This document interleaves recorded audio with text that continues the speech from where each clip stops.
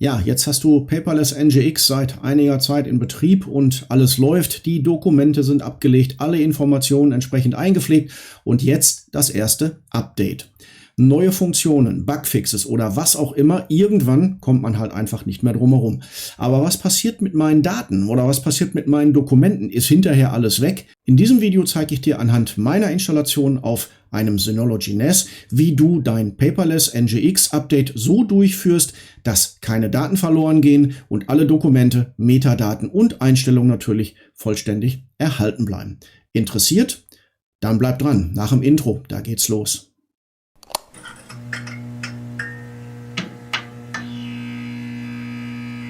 Ja, hallo, ich bin Thorsten von Haus & Technik und willkommen zurück zum Video und schön, dass ihr wieder dabei seid. Ja, wie schon gesagt, irgendwann ist es soweit und ein Update für dein Paperless NGX oder für deine Paperless NGX Installation steht an. Paperless informiert dich ja darüber, ob es eine neuere Version als die von dir benutzte mittlerweile gibt, zumindest wenn du die automatische Aktualisierungsprüfung in den Einstellungen bei Paperless angehakt hast. Ja, bevor wir natürlich zum Update kommen, schauen wir uns aber erst noch mal kurz die Grundlagen an, wie Paperless NGX denn eigentlich seine Daten speichert. Paperless NGX läuft in einem Container und hier ist es völlig egal, ob auf meinem Synology im Container Manager oder bei dir auf einer anderen Umgebung unter Docker, Portainer oder was auch immer sonst. Wichtig ist, dass die eigentlichen Daten außerhalb des Containers in sogenannten persistenten Volumes liegen, ne, so dass sie entsprechend auch erhalten bleiben. Ja, relevant sind hier ja insbesondere die folgenden Verzeichnisse, und zwar ist es das Data-Verzeichnis. Hier befindet sich zum Beispiel die interne Datenbank, der Migrationsstatus, die Konfiguration, dann das Media oder beziehungsweise das Media-Verzeichnis. Hier findet man alle Dokumente und auch die entsprechenden Vorschaubilder. Dann gibt es noch das Consume-Verzeichnis. Hier wird alles importiert, also beziehungsweise alles das, was über ein Fileshare importiert wird. Und dann gibt es noch das Export-Verzeichnis. Hier befinden sich zum Beispiel, wenn du interne Backup-Funktionalitäten von Paperless nutzt. Diese Verzeichnisse müssen in deiner Umgebung, wie bei mir auf der Synology entsprechend zu sehen, als gemountete Ordner hinterlegt sein. Nur dann ist ein Update auch ohne Datenverlust überhaupt möglich. Ja, für die Update-Vorbereitung solltest du 3 Schritte einhalten. Zuallererst schauen wir uns natürlich oder schaust du dir bitte auf der GitHub-Seite die Änderungshistorie von Paperless an. Das heißt also, du schaust bitte dort von der bei dir aktuell installierten Version bis zu der Version, die du installieren möchtest, die Änderungshistorie an und schaust, ob es da Probleme gibt oder was da zu machen ist. Hier können nämlich unter Umständen wirklich Breaking Changes drin sein, die dazu führen, dass du mehr Aufwand in dieses Update investieren musst, als einfach nur zu sagen, ich installiere eine neue Version, damit das hinterher auch wieder vernünftig läuft. Das heißt also, das sollte man im Vorfeld definitiv prüfen. So, und damit wir das auch vernünftig machen, gehen wir jetzt nämlich einfach mal hier sind wir hier schon im Paperless und wir schauen einfach mal, welche Version wir aktuell haben. Und ich habe hier die 2.19.6 vorliegen. So, und jetzt gehen wir hier, da kann man hier auch draufklicken. Dann kommt man auf die GitHub-Seite von Paperless entsprechend und hier geht man dann auf die Releases. So, und da kommt man dann auf das letzte, das ist die 2.20.10, das ist nachher die Version, auf die wir gehen möchten, aber wir gucken natürlich, wir wollten ja von der 2.19.6 gucken. Jetzt scrollen wir hier nach unten und da sehen wir, die letzte ist hier die 2.20.1, also gehen wir auf die nächste Seite. Und hier finden wir die 2.20.0 und hier finden wir unsere 2.19.6. Das heißt, das ist unser Stand, den wir aktuell haben. Und jetzt gehen wir durch bei der Version 2.20, ob sich hier etwas Gravierendes verändert hat. Hier sehen wir jetzt zum Glück eigentlich nichts Großartiges. Notable Changes, Feature Enhancements, Bugfixes, Maintenance, also alles, ja, Änderungen sind drin, Funktionalitätserweiterungen, Bugfixes und so weiter und so fort. Aber hier steht nichts von Breaking Changes oder irgendwie was. Vorsicht, Achtung, irgendetwas tun. Heißt also, auf die Version 2.20.0 könnten wir schon mal gehen. Das ist in Ordnung. So, und jetzt wollen wir dann auf die weiteren Versionen gucken. Jetzt muss ich hier leider wieder runterscrollen, um auf die Seite 1 zu kommen. So, und dann machen wir das hier. Und jetzt kommen wir hier auf die Version 2.20.1. Ne? Und auch hier sehen wir, ja, Bugfixes, Dependencies, also nichts Gravierendes. Dann gucken wir auf 2.20.2. Da gibt es Feature Enhancements, Bugfixes, aber auch sonst nichts. So, dann haben wir noch die 2.20.3. hier gibt's auch wieder Sicherheitspatch, aber sonst auch nichts Relevantes. 2.20.4 Bugfixes. Okay, was haben wir dann hier? 2.20.5 auch Bugfixes. 2.20.6 haben wir auch Bugfixes. Die 2.20.7 und jetzt sehen wir hier, oh, hier haben wir schon mal Breaking stehen. Ne? Hier steht jetzt noch nichts, dass wir irgendwie was Großartiges tun müssen, aber hier steht jetzt zumindest irgendetwas, dass das ganze Thema Filenames sich hier oder beziehungsweise die Vergabe von Filenames entsprechend verändert hat. Und da ich das selber nicht wusste, habe ich das einfach mal in die KI eingegeben und habe einfach mal gesagt, was bedeutet diese Änderung denn eigentlich, um nicht auf die Nase zu fallen. Und hier geht es eigentlich maßgeblich darum, dass die Filenames, die Paperless vergibt, anhand der Variablen, die man in Paperless einstellen kann.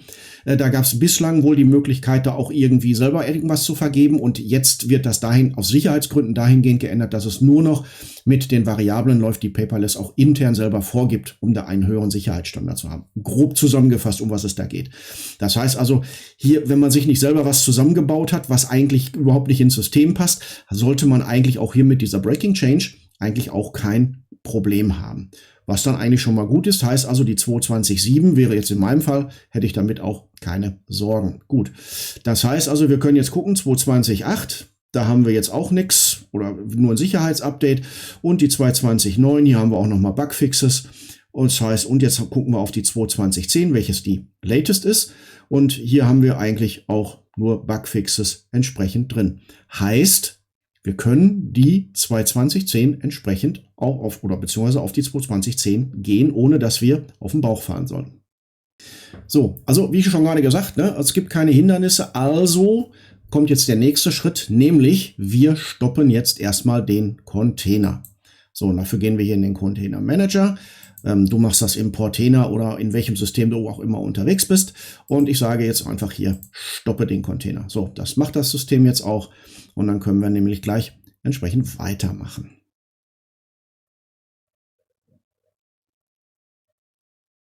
So, Container ist gestoppt. Können wir das zumachen. Sehen wir hier auch, ist grau, alles gut. Machen wir wieder klein. So, das nächste ist nämlich, dass wir ein Backup machen müssen. Ne? So, also wie du ein Backup in Paperless selber erstellst, dazu habe ich schon mal ein Video gemacht.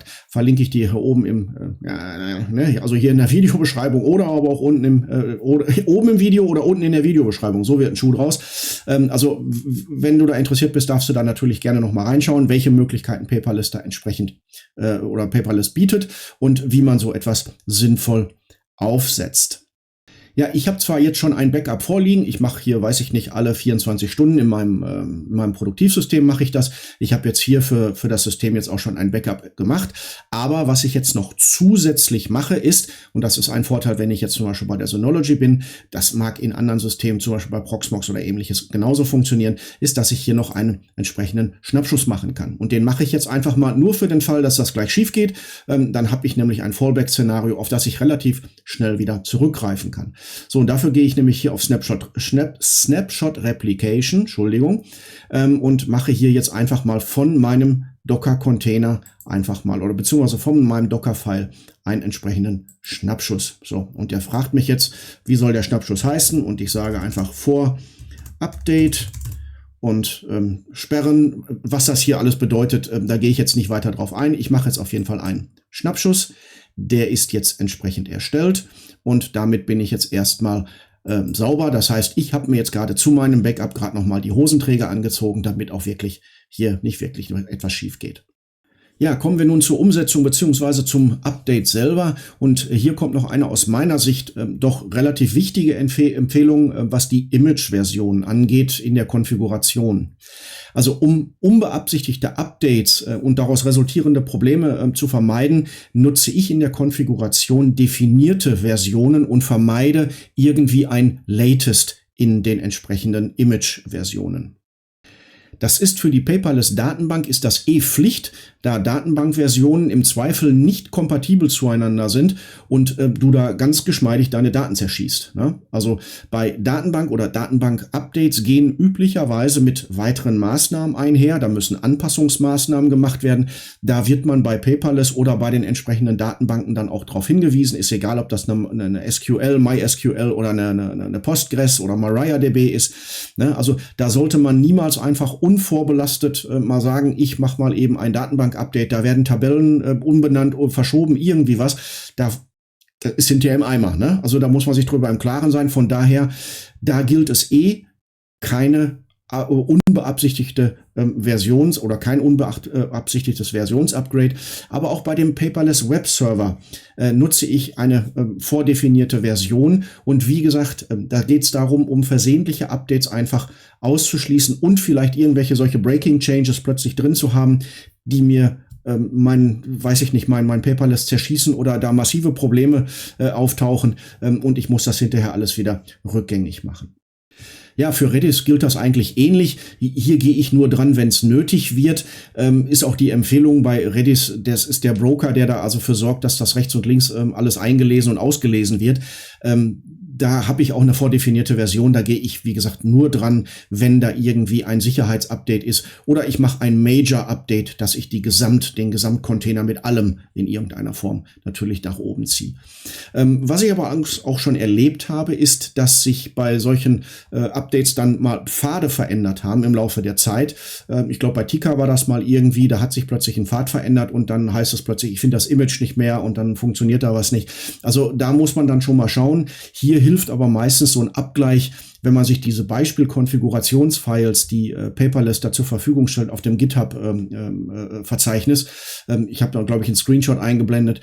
Wenn man sich das anschaut, da sieht man auch, ob sich Pfadnamen verändert haben. Das kann schon mal zu einem Problem führen. Ja? Ja, also um das Update dann jetzt zu starten, muss ich jetzt natürlich meine Docker Compose oder beziehungsweise ihr müsst euer Konfigurationsfile jetzt entsprechend anpassen und muss das jetzt natürlich mit der Version, jetzt müssen wir eben mal schauen, wo sind wir jetzt hier? Wir müssen weiter nach oben. Nee, doch nicht. 7, da sind wir. 2.19.6 haben wir hier und ich möchte die 2.20.10 haben und jetzt muss ich natürlich sagen, speichern. So, damit habe ich jetzt mein Konfigurationsfile, mein YAML-File entsprechend abgedatet oder beziehungsweise mit der neuen Version versehen. Und jetzt können wir grundsätzlich eigentlich in den nächsten Schritt gehen und können Paperless entsprechend sagen, und das ist hier bei der Synology funktioniert das über bereinigen, heißt bereinigen, damit schmeißt er also erstmal die ganzen alten Container jetzt erstmal weg und dann können wir gleich entsprechend das neu anlegen. Dauert jetzt einen kleinen Moment, müssen wir mal schauen. So, Exit Code 0 heißt also, es ist alles weg. Und jetzt können wir sagen, da sieht man auch, ne, 0 Container. So heißt Aktion neu erstellen. So, und jetzt sieht man schon Pulling, ne? Das heißt, jetzt geht die Rutsche los. Der zieht sich jetzt also die neuen Images runter und erstellt entsprechend das neue Projekt für Paperless mit der aktualisierten Version. Das dauert jetzt allerdings einen kleinen Moment.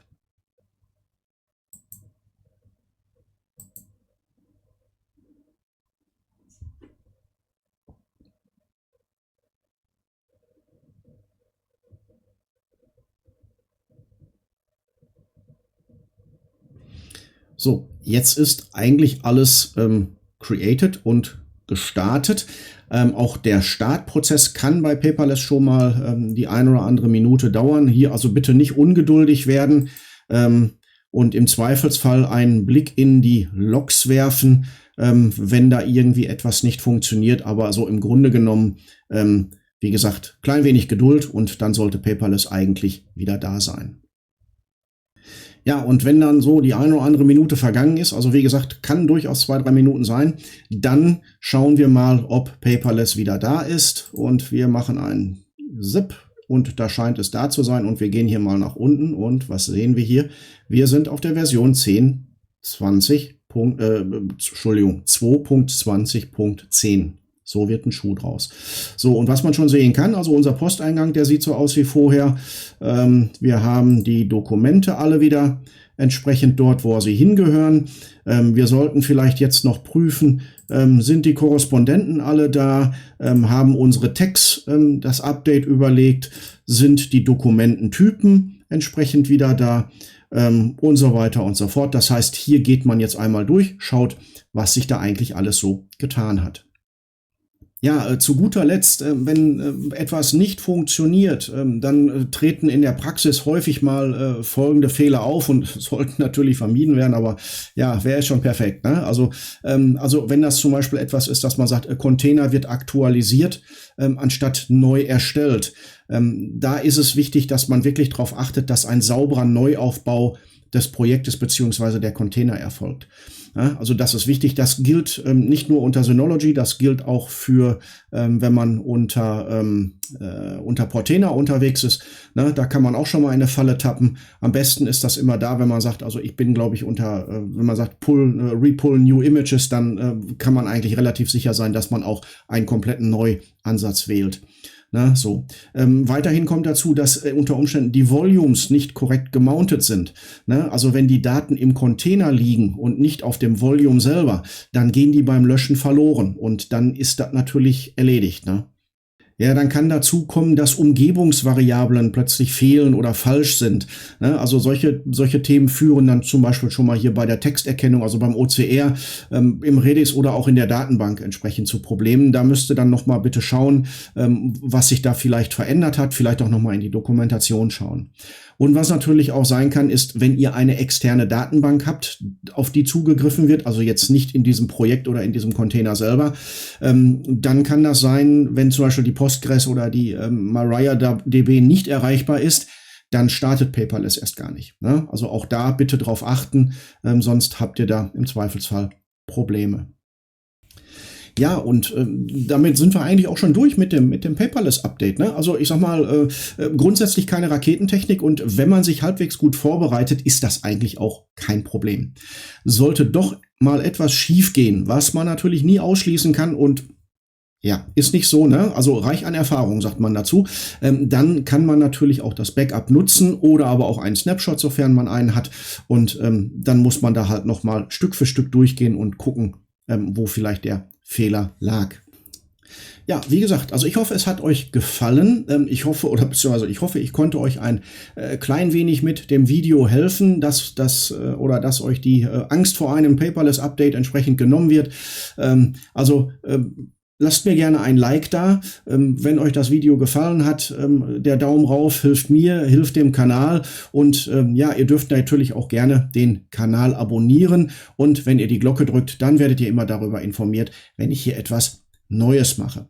Bei Kommentaren, Anregungen oder Fragen, bitte nutzt unten die Kommentarfelder. Ich lese alles, ich versuche alles zeitnah zu beantworten und dann bleibt mir eigentlich nicht mehr viel über, als zu sagen, vielen Dank fürs Zuschauen, bleibt gesund und gerne wieder hier beim nächsten Mal bei Haus und Technik, eurem Kanal für Technik rund ums Haus. Dankeschön und tschüss.